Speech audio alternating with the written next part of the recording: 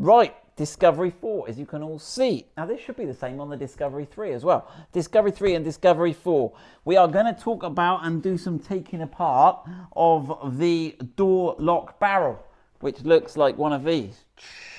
So, right, why have you got a door lock barrel on a car? So, these modern cars, you can get keyless entry, you obviously use your remote if you haven't got keyless, and your remote, and you open the doors and you get in and you drive. You don't need to get the old key blade, mechanical out blade ever. But you do sometimes when your battery goes flat, and when it all goes wrong, all vehicles-ish, I don't know if the Tesla has. Tesla's probably got no mechanical override at all. But a lot of these Land Rovers have the ability to mechanically get in your car if your battery's gone flat, you've gone on holiday, you come back, whatever. And also at the end of the video, remind me if I forget, Tyler, we'll show how to start the car as well if your battery and your key fob. Because it's not only the battery in your car you need to work to be able to get your remote and go, my remote's in pieces, and you'll hear the story why.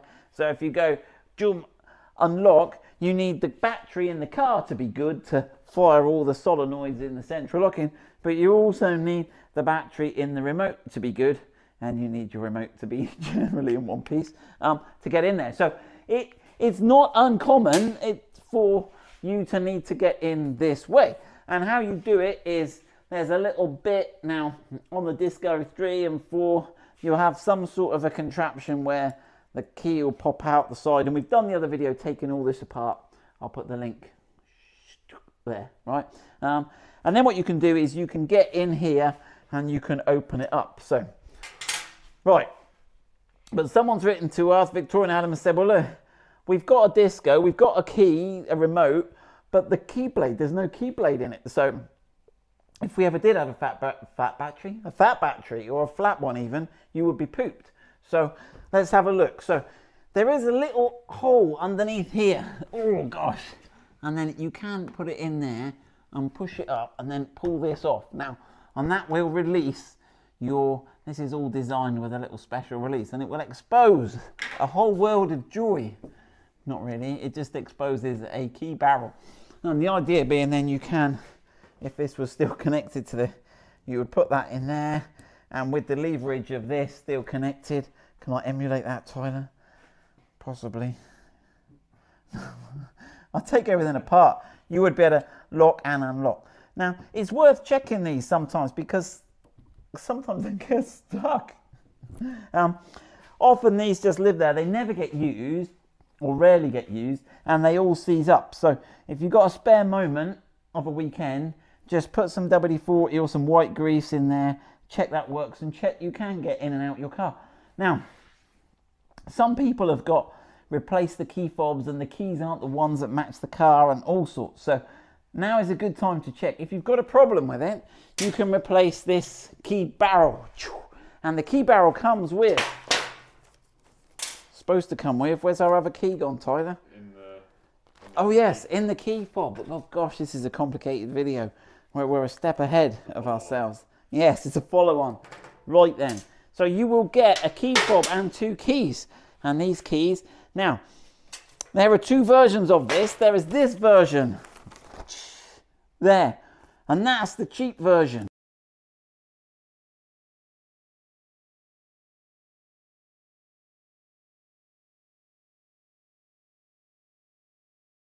And they have keys like this.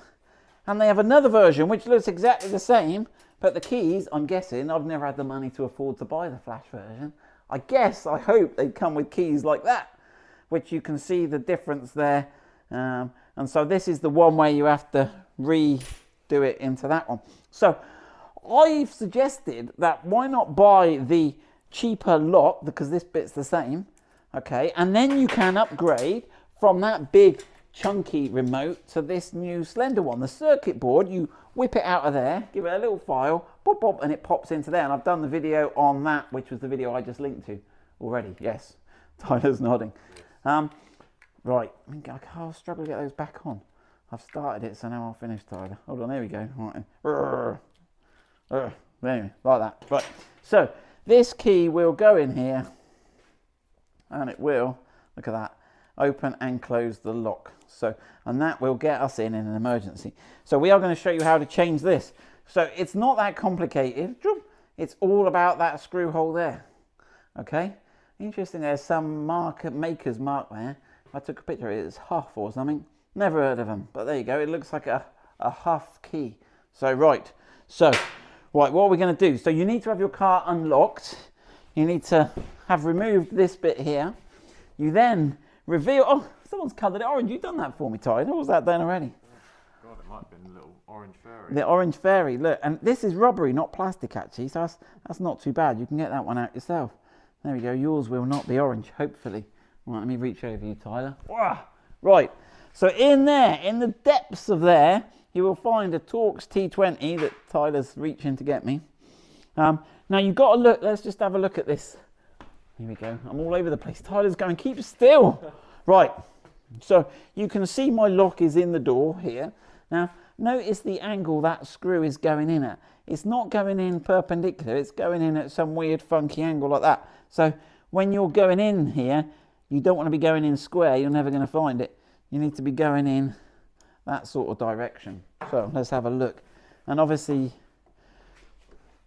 people with eyes have a slight advantage because I'm old and struggle to see. Let's have a look. Right, so when you find that, what you've got to do is you've got to pull this. Now you'll notice it will go loose, but you cannot pull it out. Now don't do a few turns on this and then give it another test. And because what you don't really want to do is overdo it too much. You want to get it just so it, and I'll explain why.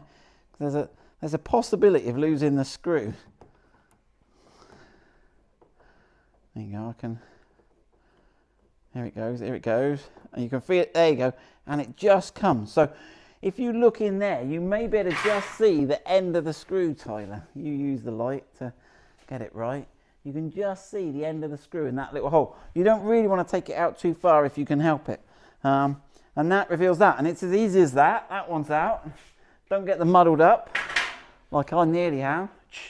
Right, get the new one. Now, some people are saying to me, they need to change this gasket. Apparently, if you have a problem with these bits falling off, apparently it's this gasket. And I'm not convinced of the logic, but I'll go along with it and we'll try and get those on the website.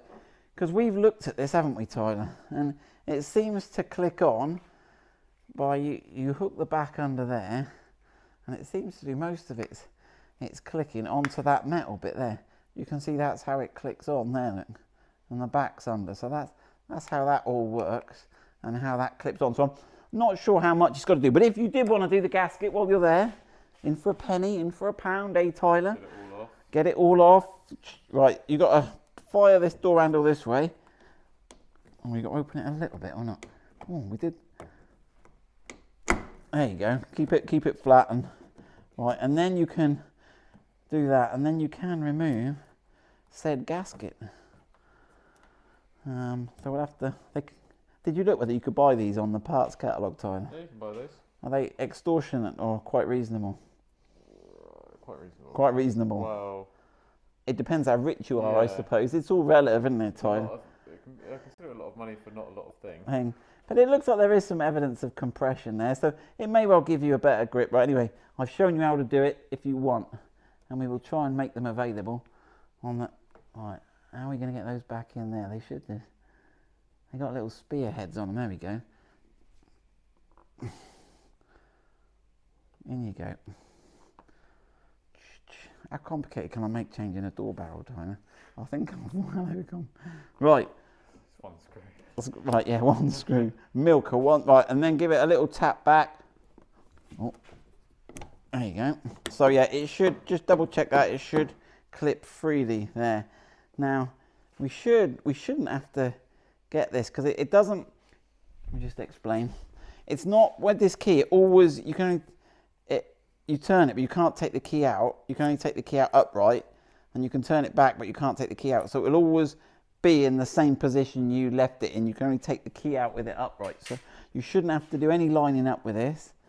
We should be able to get that on there. I'm going to go in there, pick up on that little screw. Yep, so if you then do that up, if you can find the screw, and then that should pull, you should feel it pull it in, and that's solid now. So let's have a look. Let's check the door handle works. Now this should, now we should hear the central locking click now. Yep. Yeah. It's probably got to be closed there, but we did hear it lock the first time, didn't we? Right, so if we're happy with that, let's put the little rubber seal back in, and let's have a look. I suggest you leave your windows open or something, just in case you get in a pickle.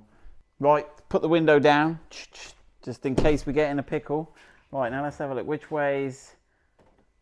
That way has locked it. So, do you see that? That's, hold on, anti-clockwise to lock.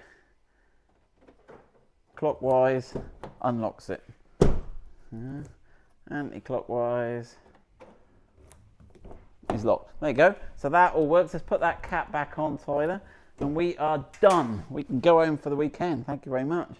So again, with this cap, you've got to get it under that end first. And that is the door barrel replaced. So obviously then you take your two new... Tyler, what happened to the bag? We got that important sticker that we got a tattoo on our arm, haven't we? I have to explain that to him. Right, so when you order these from Land Rover, let's walk and talk, Tyler. When you order these from Land Rover, they will ask you for your chassis number. We'll sell them on the website. So why do they want to know your chassis number?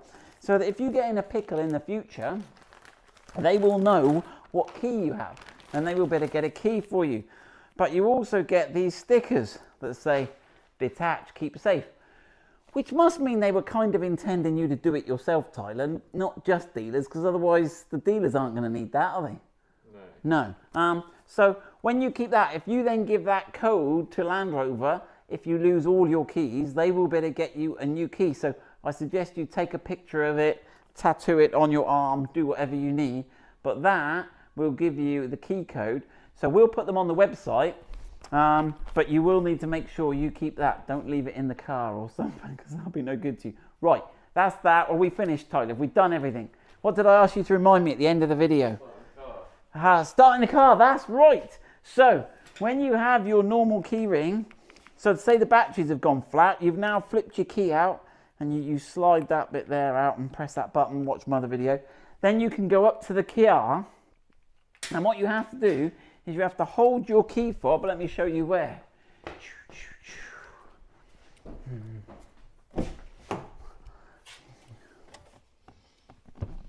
Next to this little 3 ribs here, it's got this little ribbed area here. You got that? Yeah.